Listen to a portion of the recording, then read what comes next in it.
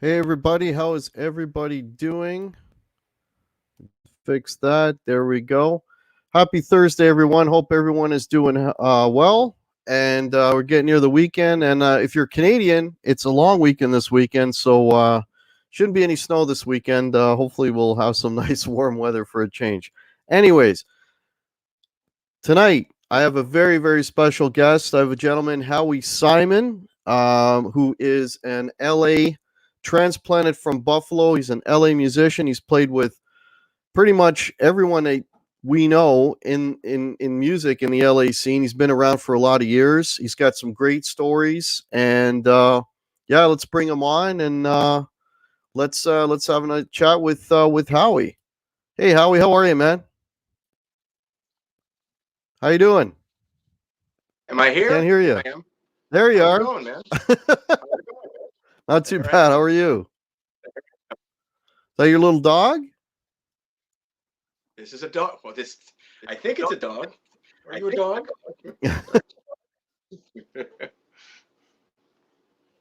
That's cool. That's cool. And there she goes.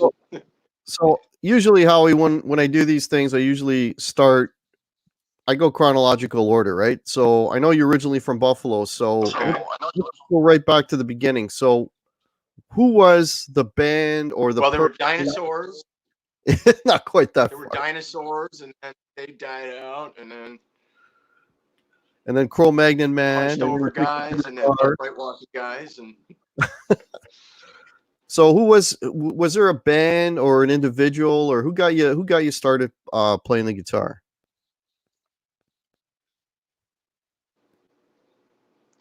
well, what do you mean by started off? Like playing guitar in general, or just liking music? Because Well, I remember. I remember being in kindergarten, and we would do the show and tell thing, and all I would do would bring my mom's records in, and most of it was Elvis. So we had this one Elvis record. It's called Live at the International Hotel in Vegas from like 68 or 69, I think. And there's a picture of him. I was going to have it to hold up, but I forgot to grab it. that's all right. But there's a picture of him on the cover with a big old Gibson hollow body. And there's all kinds of knobs and switches and buttons on it. And I used to listen to that record as a little kid and just stare at that picture of Elvis holding this big, cool guitar. And I know there was just something about it. Like, I don't know what that is, but I know I like it. And then a few years later, I saw there was a television commercial for a Kiss album, Rock and Roll Over. And I saw that commercial, and it's like, if you know what the album looks like, it's like cartoon drawings of the band. But then towards the end, they show those cartoon drawings kind of coming at you like this. Right. At the end of the commercial, you can find it on YouTube now, actually. They show the band playing live, and you see these like superhero looking guys with makeup and capes and fire and blood playing guitars. I'm like, holy shit, that's cool. I have to figure out what that is, and I need to be doing that. That's all. Yeah, I am a huge Kiss fan. That's what got me into it, was Kiss when I was a kid. So yeah, I'm very familiar with that commercial. Actually, before we keep going here, let me just pop in. We got 32 people in here right now. Let me just say hello to some of the folks, and then we'll keep going here. So Hank Hill, first one in. Hey Hank, how are you? There's Chuck, Noise with Namis. Welcome. Hey, my buddy Bruce is here. Bruce, I sent you the pics. They went in the mail today. Who else we got? Who else we got? Oh, what's up, Doc? Hey, man. Wait, Hank Hill is here? Hank, yeah, the Hank, yeah, Is the he the propane king. is Yeah, he the propane sponsor? Are we that's sponsored right. by propane and propane accessories? That's correct. We got we got Brian Landreth here. Jeffrey Kocher, there's a new name. Welcome to the channel. Who else we got? Crawl Bar's in the house. There's Crawl. Jeff Miller is here. Russ Markart. That's Card pronounced Kocher, actually. Kocher. Okay. I'll remember. I apologize. Jeff Kocher. Who else we got? Gene Schmidt, welcome. It's going down, going down. Hey, Six String Brian is here. Paul Lou is here. Gurr is here. Jason Metahevic, welcome. Danny, New Jersey. Daniel Horsley, Fruitcake Tony, JP Page 2, Dwight Bailey. Wow, everybody's piling in, man. Thanks so much, guys, for checking out the show. Much appreciated. Joe Hervey 84 is here. Great Vanzini. My buddy Dave is in here. Just going down, going down, going down. Dan in New Jersey, Merrill J. Okay. Brian Landreth, Half Ace, and there's my first jump. Justin Bryant, welcome. There's a new name. If you're new to the channel, please like and subscribe. Bobby Lopes is here. Terry Himes is here. Okay, cool. All right. So you saw the Kiss commercial. So how old would you have been at? How old were you when you first actually decided I'm going to try and play this thing? Well, I think I had like a toy guitar before I started playing. It's a vague memory, like a plastic toy guitar, but there's a picture of me holding it somewhere. And then I started taking lessons from a guy who's actually on my Facebook named Tim Wright. I took lessons from him for a year. I think I had just turned 6.5 or 7. So I Wow. took lessons for about a year, and those were really the only official lessons I ever had.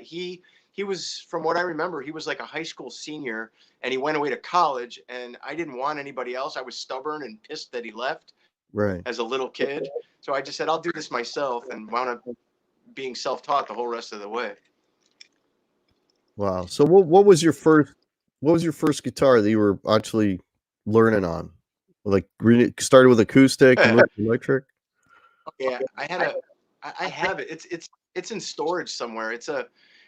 It should have been a nylon string acoustic, but it was strung up with steel strings. Right. And it was a piece of crap, but I had that for years. And the tuning pegs broke off, and I didn't know you could fix them, so I just kind of tuned it as best I could, and that was when I was a little kid. But then I got an electric probably when I was 8 or 9, 10, somewhere around there. A few years later, just some junky Strat copy from a garage sale that my parents got me, Right. and that was a lot. It wasn't great, but it was a lot better than what I had. Oh yeah. Yeah. So like was there any guitar player whatever that you were kind of like that's the guy I want to play like? Was there anybody like that when you were younger? When I was a little kid, no. But as I got a little bit older, um, I was a huge AC/DC fan. Not that I really wanted to be like Angus, but he, definitely I was listening to him all the time.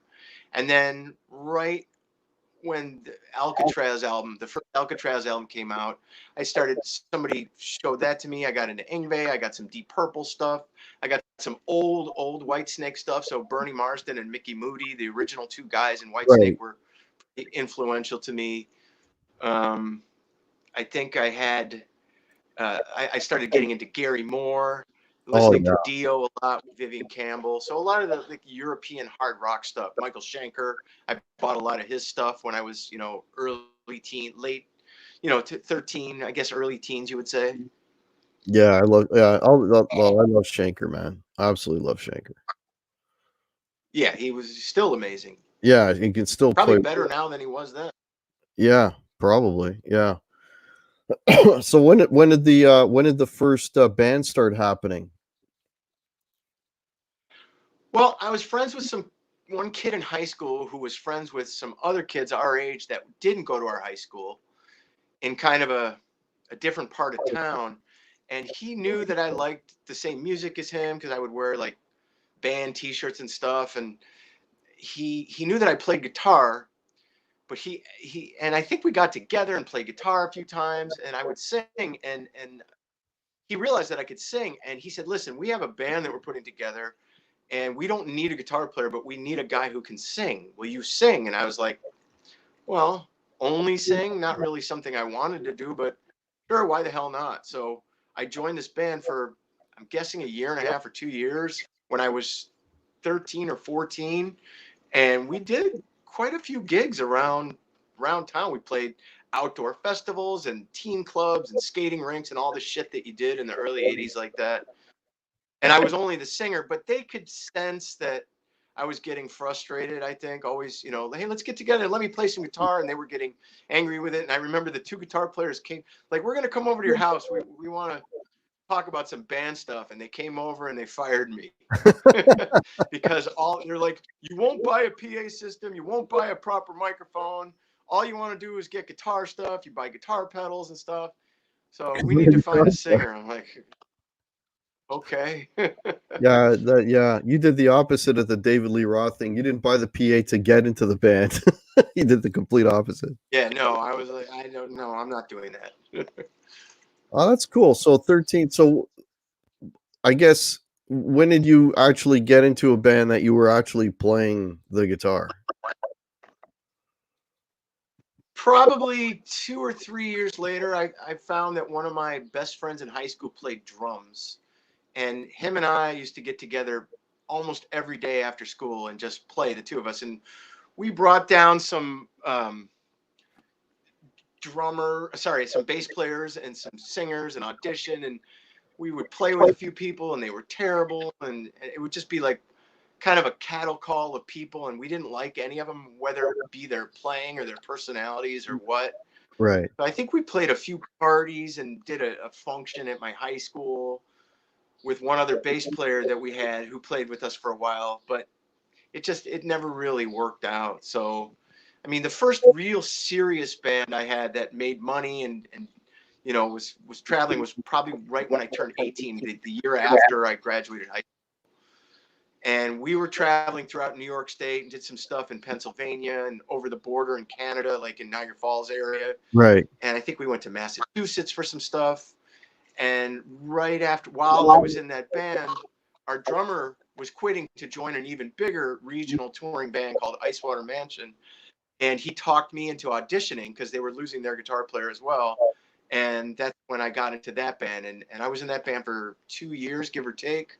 And we played, God, like 12 or 13 different states on the East Coast. And I think in the 2 years I was in it, I did 350 gigs. So Wow. that's really, I really got experience and, stop being so green. What year is that around? 89 and 90 was when I was in Icewater Mansion. Oh, okay. 89. Who a lot of people remember because they went through quite a few lineups and played a lot of places. Never had a record deal, but still to this day, most people are like, I still do gigs now with whoever I'm playing with, and they're like, "Wait, dude, weren't you in Icewater Mansion?" If we're on the Really? East Coast, they'll still remember it, which is Wow, weird. that's cool, man. Oh, that's cool. You guys, well, obviously you made an impression.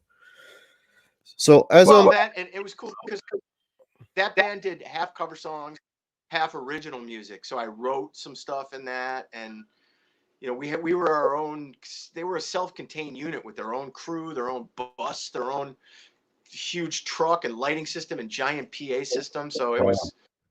I learned a lot doing that. I also learned what not to do, but I learned both ends of the spectrum there. right. That's amazing that they had all that and no record company support.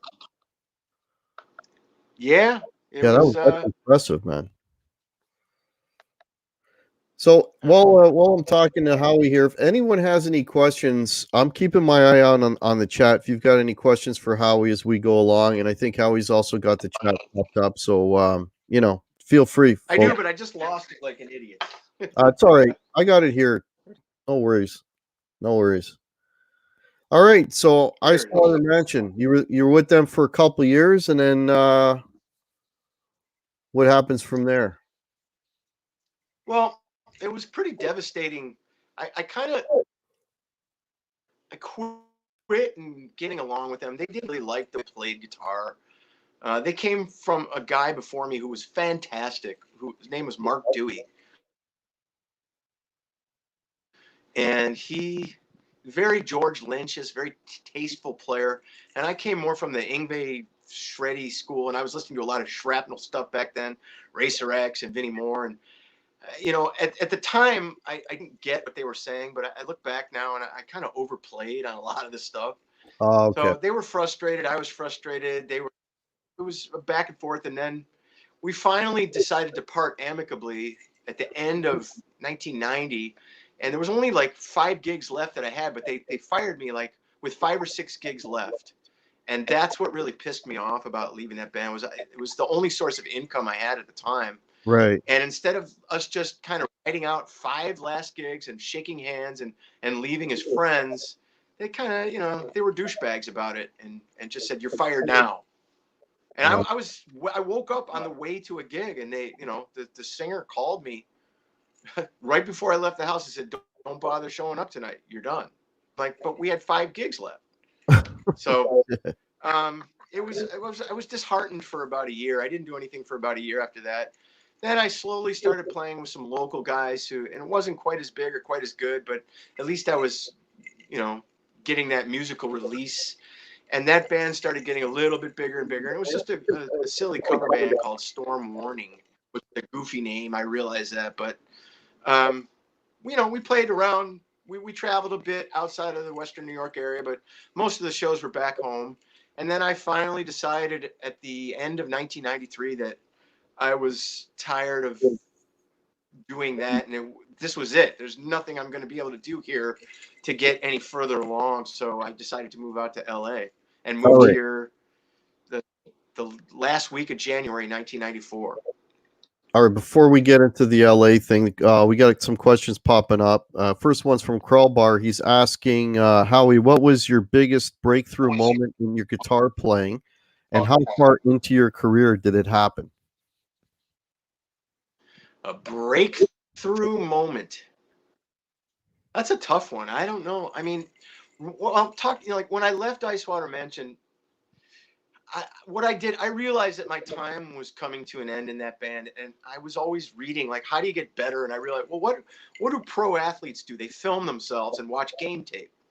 And so the last few gigs I did, I had my girlfriend at the time. I rented like one of those old school video cameras that you put on your shoulder, and I Mhm. had my girlfriend film some gigs, 2 or 3 gigs, where I said, "Don't put the camera on the other guys. I just want to watch myself for the whole gig, like Right. too long." 80, 90-minute sets, whatever it is. So I had some videotape and I watched and realized, well, I don't like the way I look when I do upstrokes. I look goofy. I hold the guitar too high. My phrasing is terrible. So the year after I was out of that band, like I said, I was sort of disheartened because of the way they treated me. But I realized I got to work on things and fix phrasing. I need to be better at this point because I was 20 years old at that point. I'm like, I'm not, I'm not where I need to be. So I really woodshedded for that year. I got just a stupid job working at a video rental store, like a small one where there was hardly any foot traffic. So I was able to sit and play my guitar at work all day. And I really just worked on stuff Wow, and man. worked on stuff and worked on stuff. That's cool. That's cool. Hank Hill also has a question. Will you please ask Howie if he has any tips or tricks for how he does his monstrous pinch harmonics? A lot of gain. What else? What else is there? There you go. All And right. shake the note slowly, vibrato. Shake it. Don't go.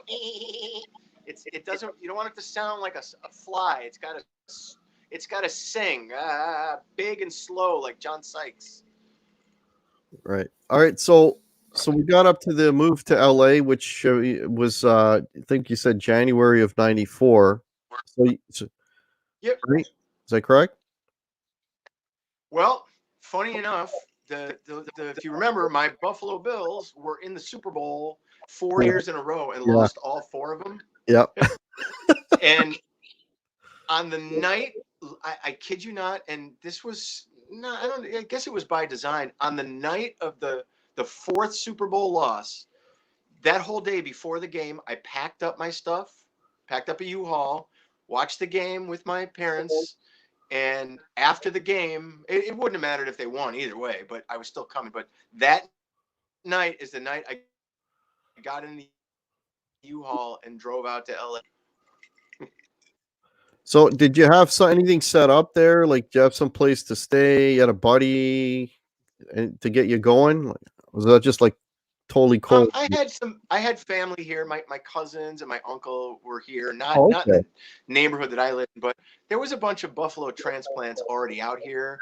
And one of them was nice enough to like find me an apartment and get my utilities hooked up. So I had it sort of easy. I moved into my apartment as soon as I got here, and everything was already on and ready to go. And there was a group of friends that I knew, and some new guys that I had met even the first day I was here through my friends who already lived here. And I think we went out to a concert the first night I was here. So it was a pretty easy transition for Oh, me. And cool. then probably within the first month, I got a job at a guitar store in North Hollywood that's no longer there, selling guitars, just doing retail.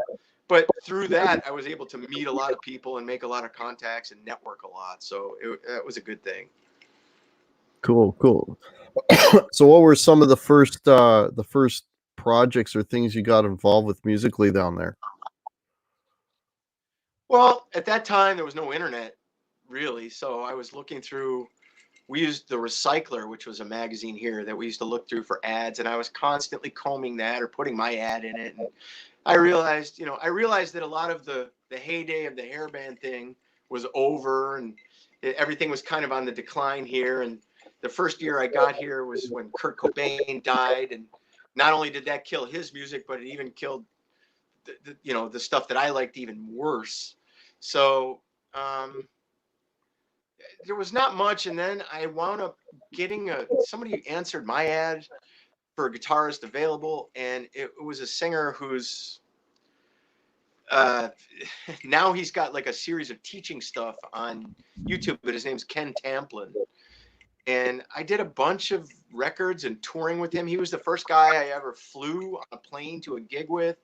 And we went to Europe probably 7 or 8 times over the course of the next 5 or 6 years. And he did a lot for me. We were playing on, TV commercials and movie soundtracks, TV theme shows, all kinds of like that kind Oh, of stuff. cool. We went to Japan for a couple shows.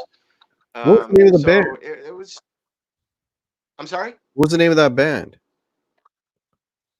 We just went under his name, Ken Tamplin, Oh, okay. and the last record that I did with him was I think around 2003, and it was a record called "Wake the Nations," where he put it together, but I wrote 4 or 5 tunes on it. And that record, we wound up. What happened was he plays guitar too, and he's a really good guitar player. Him and I split the guitar solos pretty much, and then we sort of had. I think it was him who had the idea.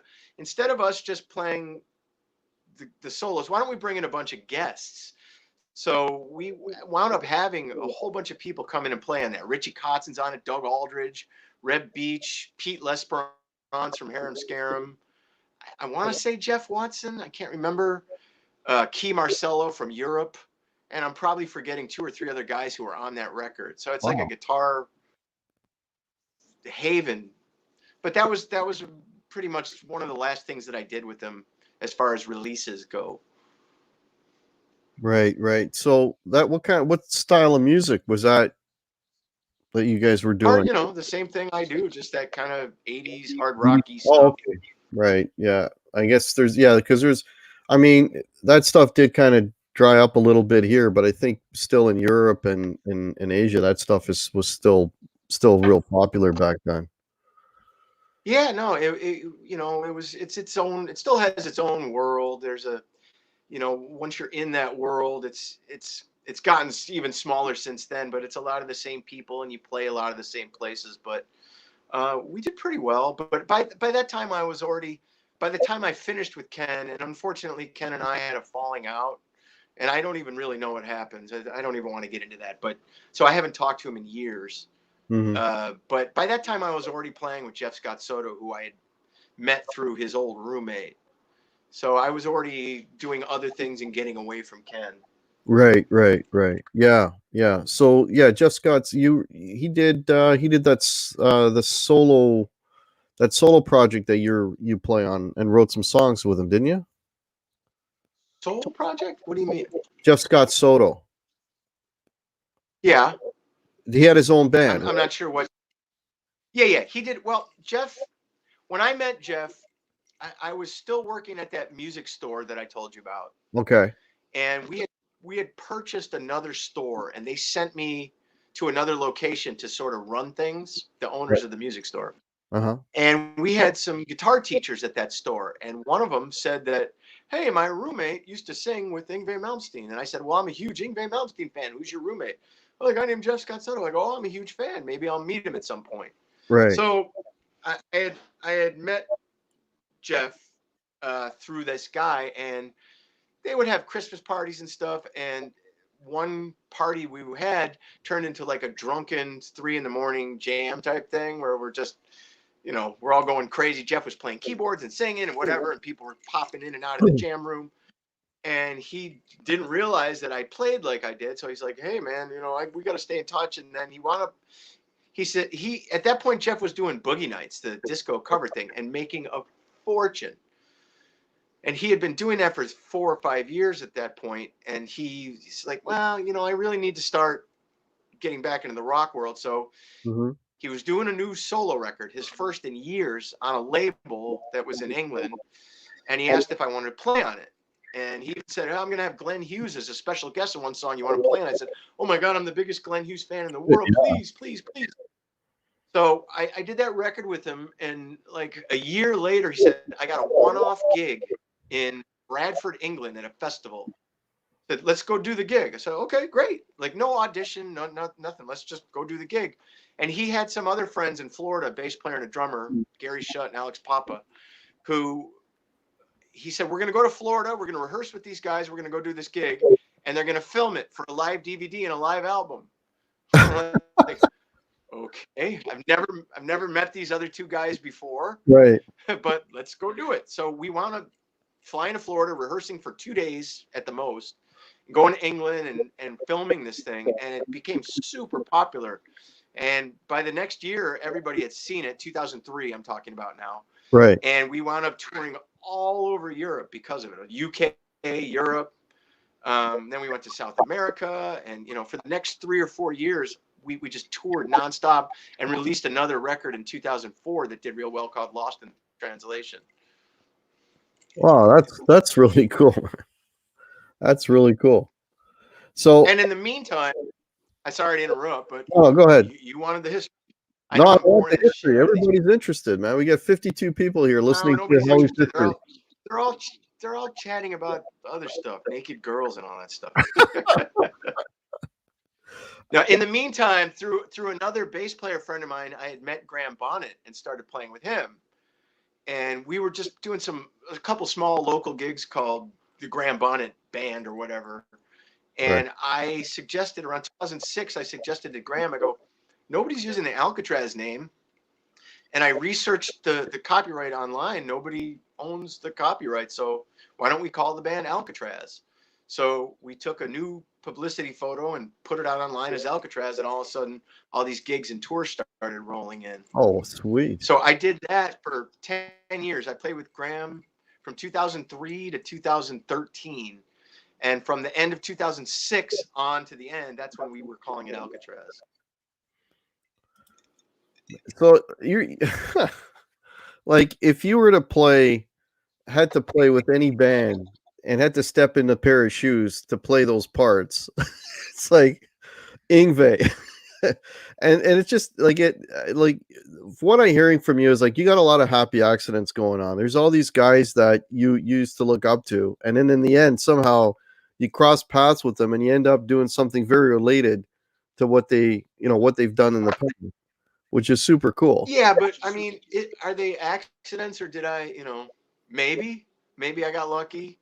But maybe it was all sort of, hey, maybe I should meet this guy because maybe I can Yeah. work with him in the future. Like, I I understand. Once I moved to LA, I realized that it wasn't sending in depth. Like at that point, it's hard for us to remember, but I think everybody remembers like you were sending cassette tapes through the mail and check out my demo and all that stuff. And there was no internet, so that you couldn't say, hey, look at my YouTube channel.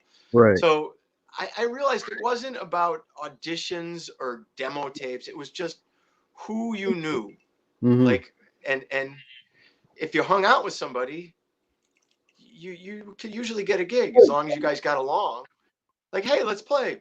Yeah, that sounds like fun. Let's play. Yeah. Rather than, oh my God, I got to send them a tape. Yeah, yeah. No, I'm not taking anything away from you. Obviously, you have the ability to do that and impress these people and play these parts. It's the way you just ended up. It's like you basically playing the music of your heroes. The Yeah, I serendipity. mean, if you think about the Alcatrazz gig, especially, was so Yeah, much fun because we were doing Ingve era Alcatrazz, Steve Vai era Alcatrazz. Then we were also doing Rainbow stuff. So I was playing Richie Blackmore stuff with a guy who played it with Richie. We were playing Chris and Pelletieri stuff. We were playing Michael Schenker group stuff because Grant was in the Michael Schenker group. So it was for me, that was so much fun. There yeah, was, man. issues being in the band besides the songs and the playing, but that's a whole other conversation. It was a fun time. I miss some of it. I don't miss some of the other things. So that thing that's But in the meantime, I also, sorry, so right, I think it was 2009 or 10. I met the Nelson guys, Gunnar and Matt Nelson, right. and started. Somebody recommended me to them, and then they hired me for some gigs, and I've been playing with them ever since. And Gunnar Nelson runs another project called Scrap Metal, which is an all-star band. Every gig is a different lineup depending on either who's available or who the promoter wants to buy. So that me, a drummer, sometimes a keyboard player, and the Nelson guys, usually the backing band. And Mark Slaughter from the band Slaughter is a regular. Hmm. But every gig is different people. So we've played with, I know, the list goes on and on. Stephen Piercy from Rat, Brad Whitford from Aerosmith, Pat Travers, Barry Goudreau, the original guitar player in Boston, Lita Ford, Kip Winger. That's how I started playing with Winger, which I can get into later. Um, Michael Sweet from Striper, which is how I started playing with them. Janet Gardner from Vixen, Derek St. Holmes, from Ted Nugent's band, who I've done a bunch of gigs with. And I'm proud Ted Poley just did one. So I'm forgetting a lot of people, but every gig is somebody different. Yeah, And I it's was. so much. Yeah, that sounds like a blast. I mean, I met in your bio you mentioned Elliot Easton is one of my favorites. Oh yeah, I forgot about Elliot. Yeah, yeah, he's one of my favorite players.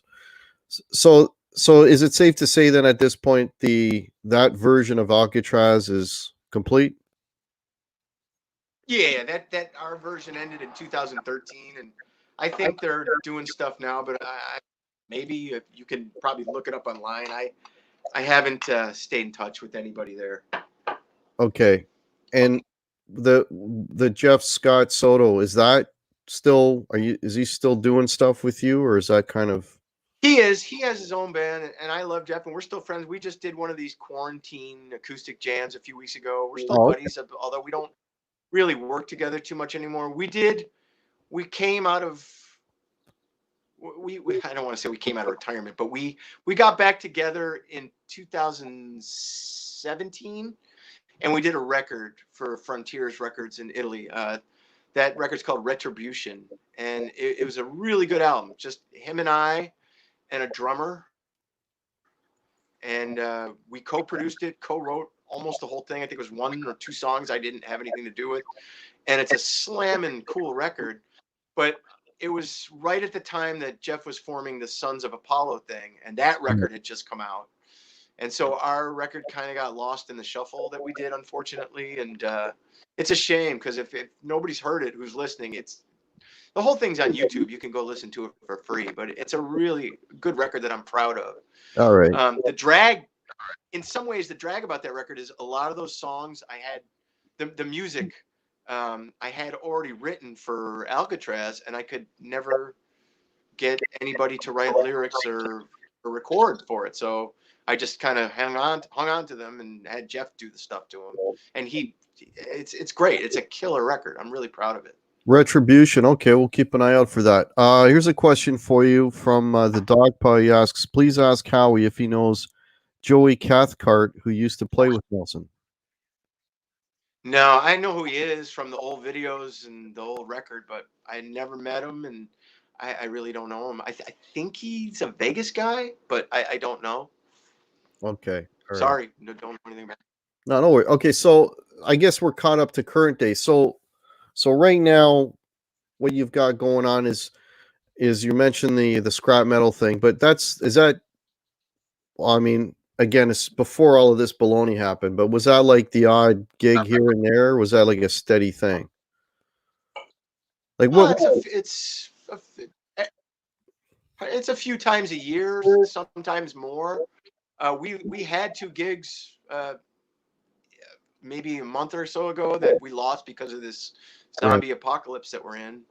Something, I think they were in Michigan, and there's maybe some more stuff later in the year that's just tentative, but who knows what's going to happen. Yeah. Okay. So that's an ongoing thing. And then the last couple of years, I've had to fill in for Oz Fox in Striper. I thought I was just going to do it one time, but then it wound up happening a second time.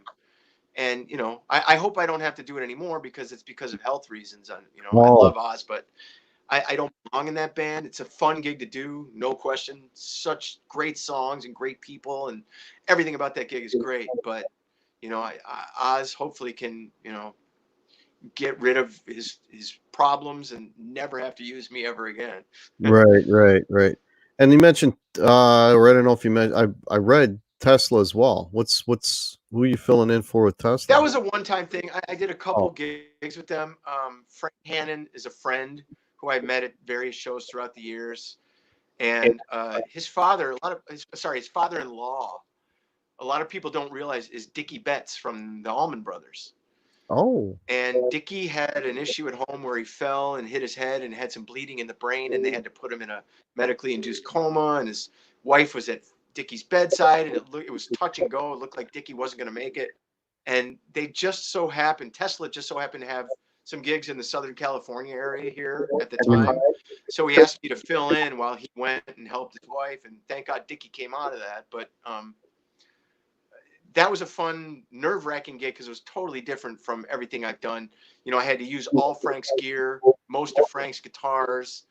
And Frank, if you've never seen a Tesla gig, he's doing a guitar dance the whole night where he's handing off a 6-string, getting a 12-string. He's got something on a Gracie stand. I had to play a theremin solo. We have to do an acoustic, which has 2 or 3 different acoustics and 2 different tunings. One of them you're playing slide on. Then you get handed another acoustic over your shoulder while you're handing one back to another guy. You have to step on 2 or 3 different tuner pedals to mute things. It's unreal. I said, Frank, why do you do this? Why is this so complicated? He goes, I'm just bored. So it was nerve-wracking, and I think I did a pretty good job, hopefully, you know, and if they know that if they ever need somebody in a pinch, they can call me.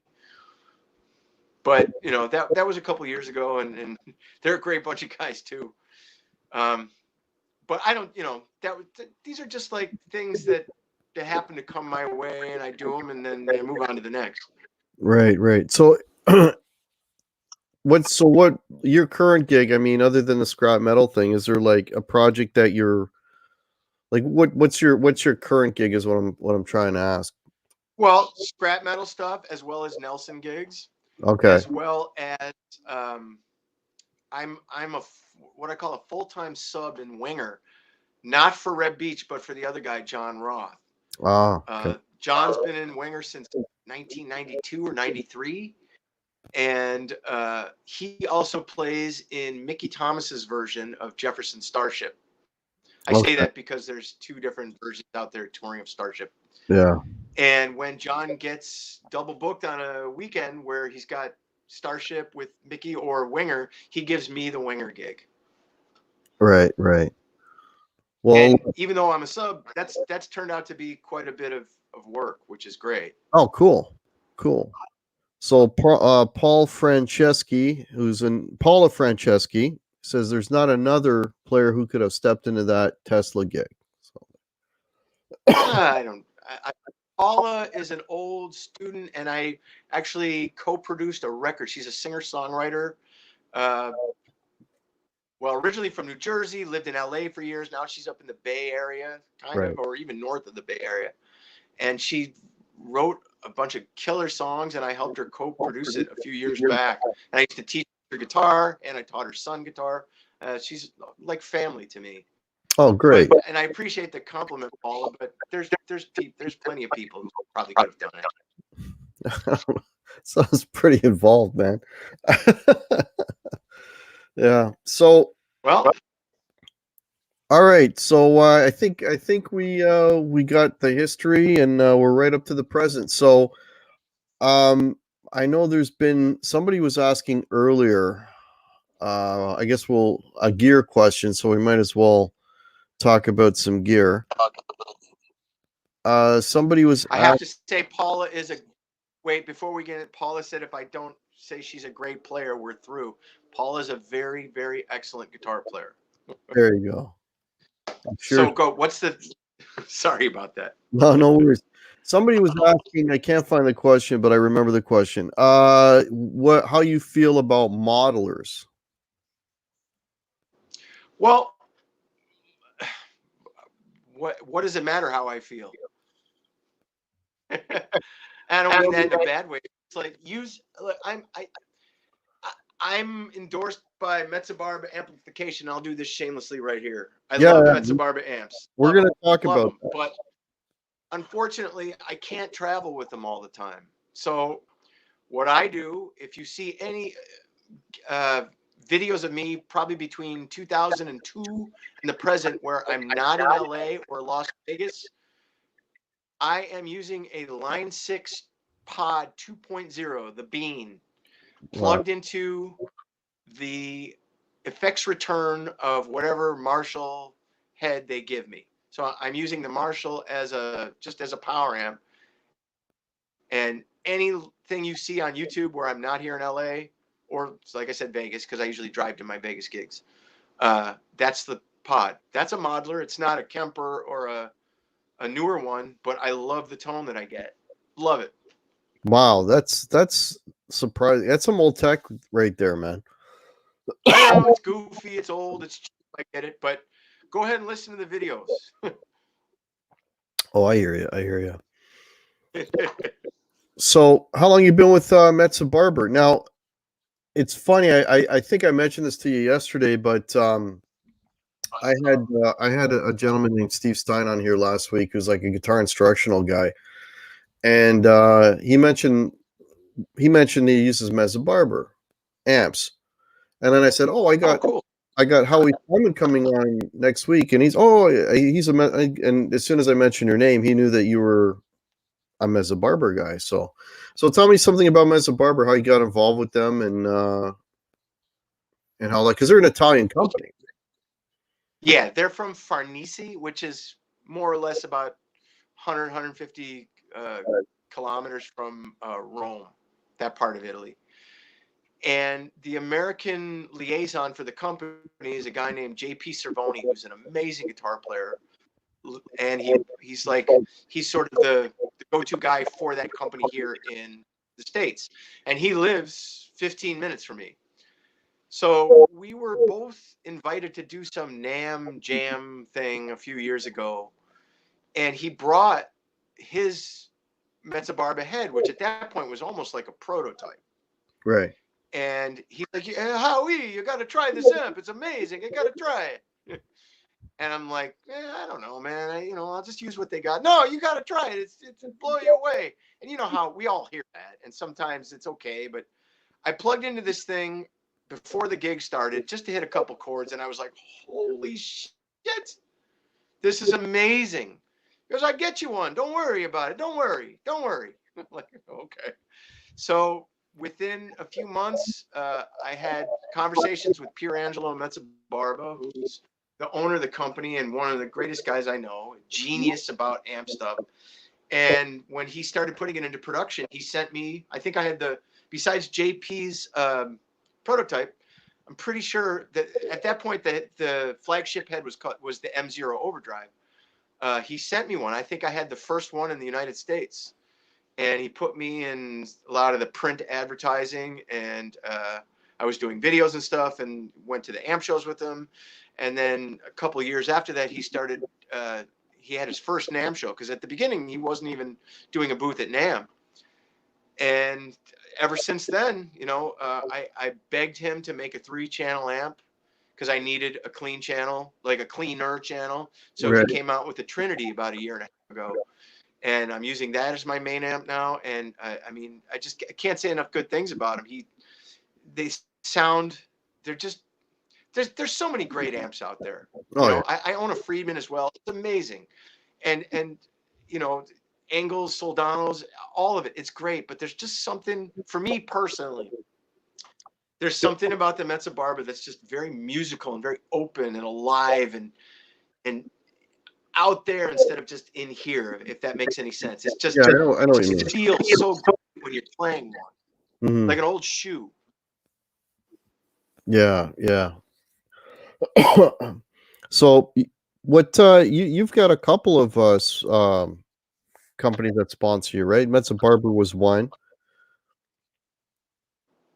Oh, as far as endorsement stuff, Endorsement, sorry, yeah. yeah, I've been with DiMarzio pickups for years, since like the mid '90s. I've been playing them since I was a kid, but Mhm. they brought me on board into their family in '97 or '98.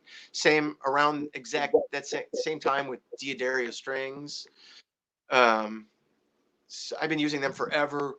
I recently came on board with Friedman guitars through my buddy John Bingham, who you know, obviously. Yeah. And I've got my Cali right here. If you can see that. Oh, yeah. I actually played that And guitar. Not that specific, but that model. I know that model. I've played it. yeah, it's fantastic. I didn't, I'm a Strat and a Les Paul guy, but this guitar, something about it, the first time I picked it up, it was like, it just felt so comfortable. And then I've kind of upgraded a bit. Mark Hackett from Tone Vice gave me these keyless nut locks. Adam River gave me the block and the springs, those FU tone stuff. Wait, let me see if I can get it in there. Yeah. So I've got I've got FU tones, titanium block, and noiseless springs, which Right. make a world of difference in sustain and tone. And then I don't have it installed on this guitar, but I have it on another, and I have it coming for this guitar, the tremolo that All Parts is distributing, but Kevin Geyer is the guy that kind of invented that and brought me on board with that. I'm also, there's so many companies I can mention. I'm using Electrosonics Wireless, which is a real high-end wireless company. You can see some videos of me using those on YouTube. Yeah. Am I boring the fuck out of you yet with No, this no, gear no, no. shit? No, I was just gonna say a couple things. I saw the rig rundown with that gentleman with the wireless. And also I want to thank Metalhead Hippie. Thank you so much for the super chat, buddy. Appreciate it. Yeah, the rig. Yeah, you were using and you were saying that, and I think it's the Angus Young thing too, right? He uses a wireless too, and there's something that wireless does to the sound of the guitar, and you were mentioning something like that as well. Well, I've always used a wireless unit. I was with Nady for years and loved every unit I had. Unfortunately, the technology grew old. A lot of the frequencies got scooped up by either the FCC or by Bluetooth stuff and Right. Wi-Fi stuff. So a lot of my older wirelesses stopped working, and Nady moved into a different kind of mindset about what their company was going to be. So in the last year and a half, I started using the electrosonic stuff, which is it's really high end, and it sounds better than a cable, is what they describe it as, and it's Right. true.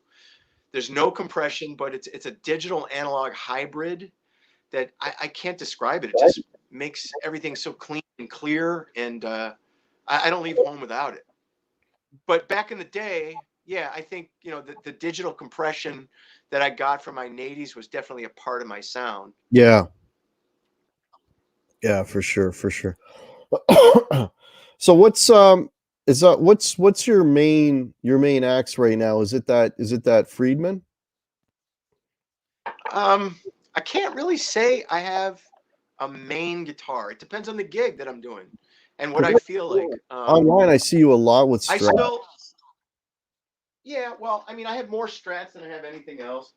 This, oh, this this Strat is my '72 that I've had. I got it in the mid '80s, like '85 or '86. So it's the guitar I've had the longest, and it used to have all the paint on it. But That's the Dr. this was my main guitar even back in the Icewater Mansion days. Right. That's the one And you done at Dr. Funkified, which you guys should check out. yeah, That and I still use this guitar all the time. It's been refretted millions of times. The pickups are DiMarzio Virtual Solos, which are my go-to pickup for Strats. It's got a brass nut on it. It's had everything done to it. You can see, like, at the bottom, it's just eaten to shreds. But I have a Les Paul I use, and I have other Strats. It just depends what I feel like grabbing. The problem with my Les Paul is it's heavy. I like to bring two guitars on my fly gigs, like when I go through an airport and I bring two guitars in one bag on my shoulder. right. So if I'm gonna bring the Les Paul, kind of a drag to carry that and something else because it gets so heavy. So I did buy a Sir custom modern satin thing. I think it's Right. called Modern Satin. That's what it's called. No deal with them. I just bought that used off Craigslist, and I like it. So I've been using that a little bit, but it's got a Floyd on it, like the Friedman does. So it depends on the gig. Right. The Les Paul you have, if it's the one from the photo I used for the show, that looks like a Les Paul custom.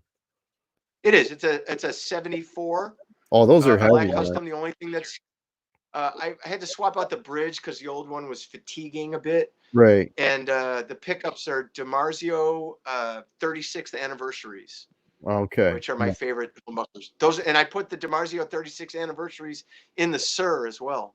That's how much I like them. Oh, okay, that's cool. That's cool. All right. Well, we're coming close to the hour here. So, if anyone's got any questions for Howie, we've been I see talking.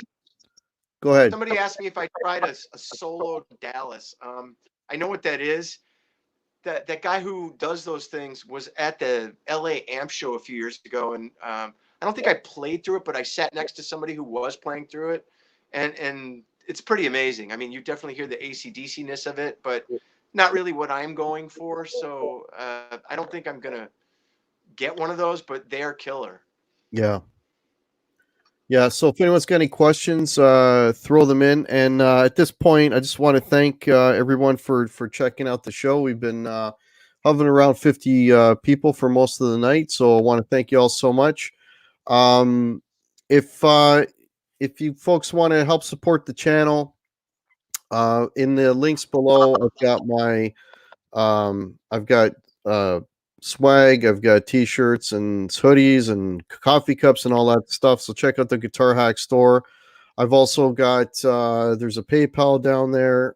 If you're not following me on Instagram and Facebook, check that out as well. And yeah, so we got a few more minutes. How are you doing with time? How are you good for another few minutes or so? I'm good for another hour. I see the guys in the chat are talking about compression, and somebody said they don't understand it. It it's just a way to get your notes to sustain a little bit more and sing and not die out. That's kind of what it's been for me. Like, using Strats throughout the years, they don't have the balls and the Right. and the oomph of humbucker guitar. So the compression and the natural compression that you get with things that aren't even really supposed to have it, but do, like wirelesses, make the notes come out easier and stay there longer, especially if you're playing clean stuff, and you might not pick something as hard as something else. All the notes come out a little bit more evenly that way. Yeah, I think the best If that helps. yeah, I think the best way I've ever heard compression described is it basically just puts all your notes at the same levels, whether you're hitting a thinner string or a fatter string. Makes everything uniform, so you Yeah, hear everything. So you get articulate. but if you're gonna hold if you're gonna hold a note out, it makes it sing and it makes it last a little bit longer as well. Right, right. Here's a question for you. Does Howie prefer longer tours or local gigging type work? Oh man, I'm an old man now, so the longer tours, Are you, I I think you're don't. my I age. definitely prefer the weekend fly gigs now, Yeah, rather than being gone for a couple months like I used to do or longer. Just it's as you get older to do stuff like that, be on the road. You know, you're sleeping in a different bed every night. I've got back issues from carrying that Les Paul around, so uh, definitely would rather do shorter stints and come home and then go back out. right, right, right. So this, I mean, this whole thing that's going on now really must have put some major brakes on your whole thing here because you're not able to gig. Are you able to do like any recording or any alternative stuff musically right now? Or is there any projects that you're or maybe writing stuff? A drummer friend of mine reached out to me a couple days ago and said he might have some things he wants me to do, and I sent some. I've always got spare songs that I have not finished on my hard drive. I sent 4 or 5 unfinished things. I mean, it's unfinished as far as needs lyrics and vocal melodies, but the music's pretty much done. I sent them to a singer who's pretty well known about 3 4 weeks ago, and he's busy with some family things right now. But hopefully, in the next couple weeks, he gets back to me, and maybe him and I are going to do something. I don't want to say anything in case it doesn't pan out, but Yeah. so I'm staying somewhat active, and I don't know. Jeff Soto and I might do another online quarantine jam thing. You never know, or I might do it with somebody else, or I might do one alone. It just seems like I don't know. Let me take a poll in the chat. Are people going on these quarantine jams and tipping, or are you kind of sick of it? Because it just seems like everybody's doing it right now. I don't know what to do, really. I don't know if I should or if I should just kind of not do it. Yeah. Well, there's a See what question, folks. So how about this? Make it simple. If you think it's worth doing these quarantine jams, put in a number one. If you're tired of it, put in a number two, and let's see what we get. and I don't mean a number one for me. I just mean a number one in general. Like it No, I just seems know. like everybody's doing Yeah, if you think they're still cool to do, put a number one. If not, put a number two. All right, the votes are starting to roll in here. it. Here they come. Here they come. Come on, metalhead hippie. Don't sit on the fence. Make a decision. Oh, we got a lot more ones than twos. I'll tell you that. Well, stay tuned. Maybe I'll just pull out an acoustic and do one, or I don't know. We'll see.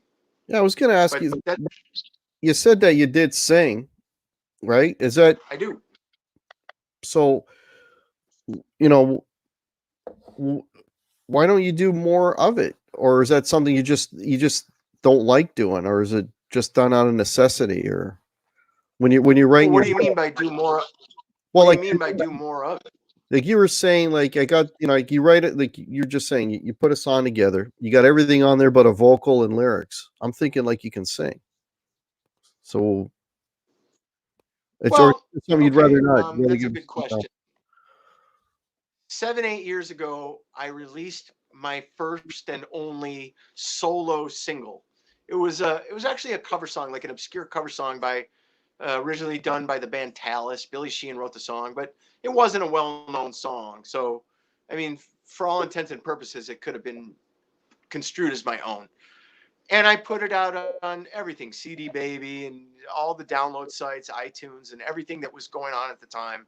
It was kind of an experiment to see if anybody gave a shit, and nobody. And I'm not a pessimist, but I'm a realist with a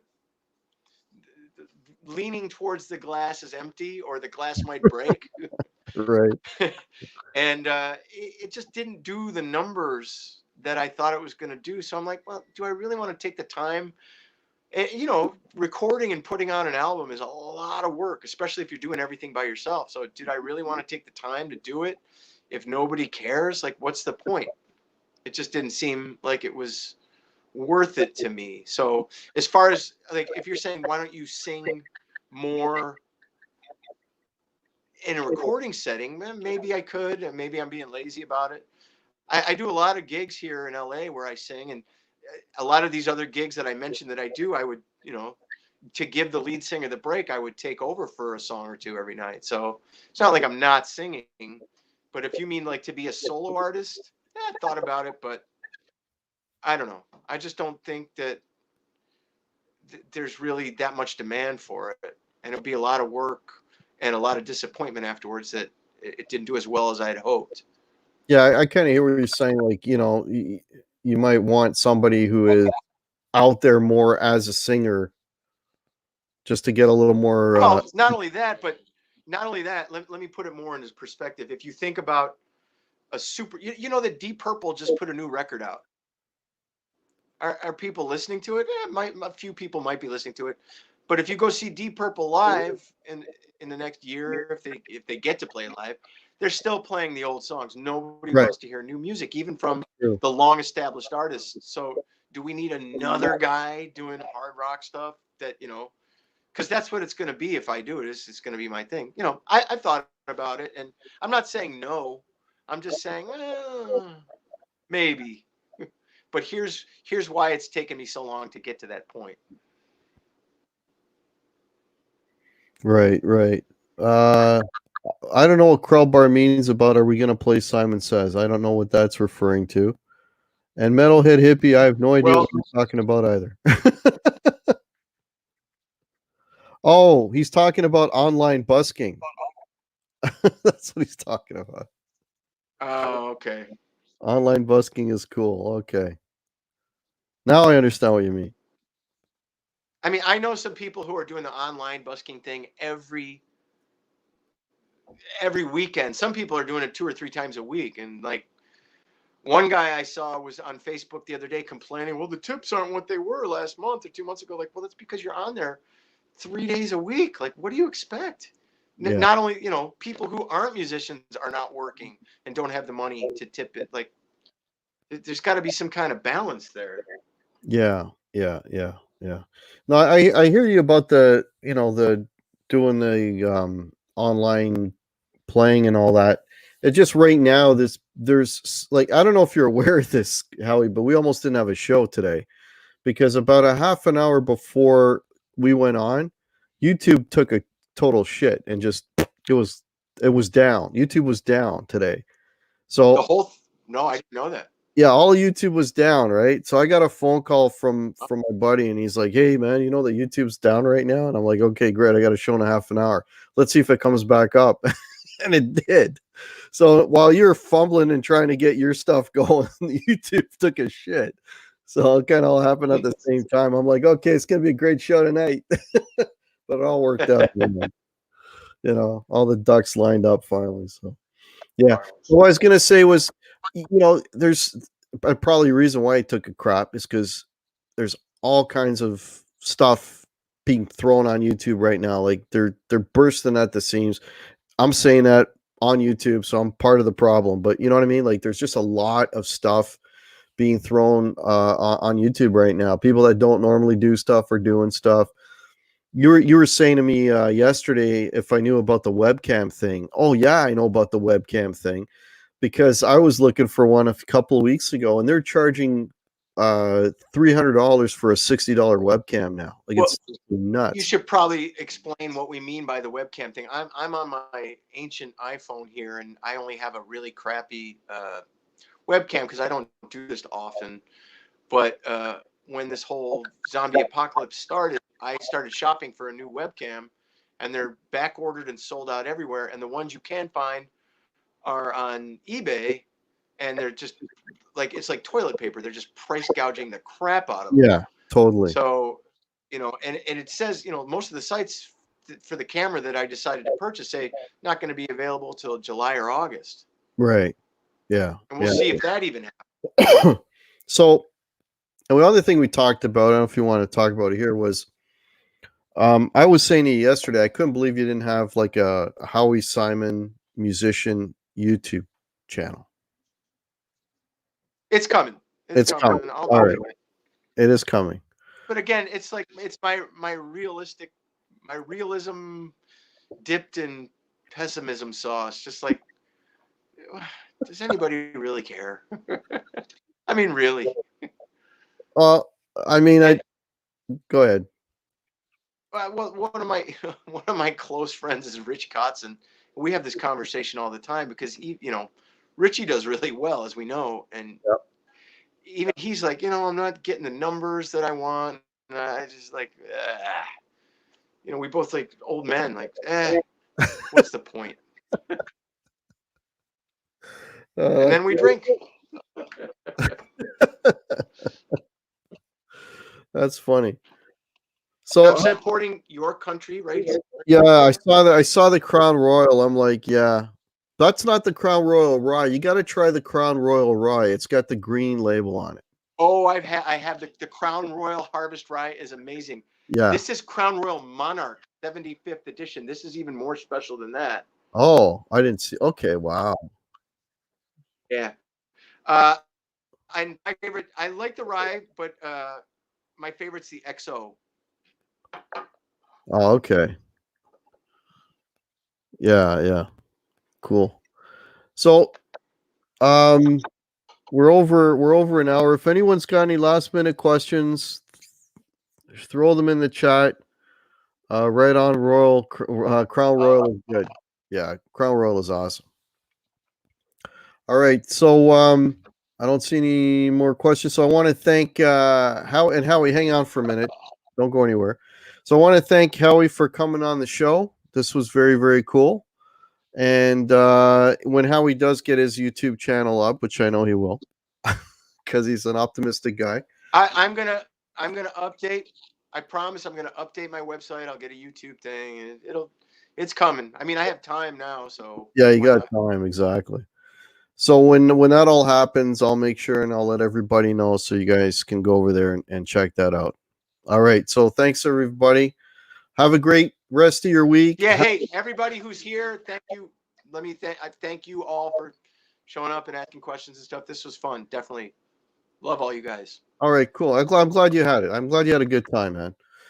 All right. Good night, everybody. Have a great week, rest of the week, and have a great weekend. And we will catch y'all next time. Cheers.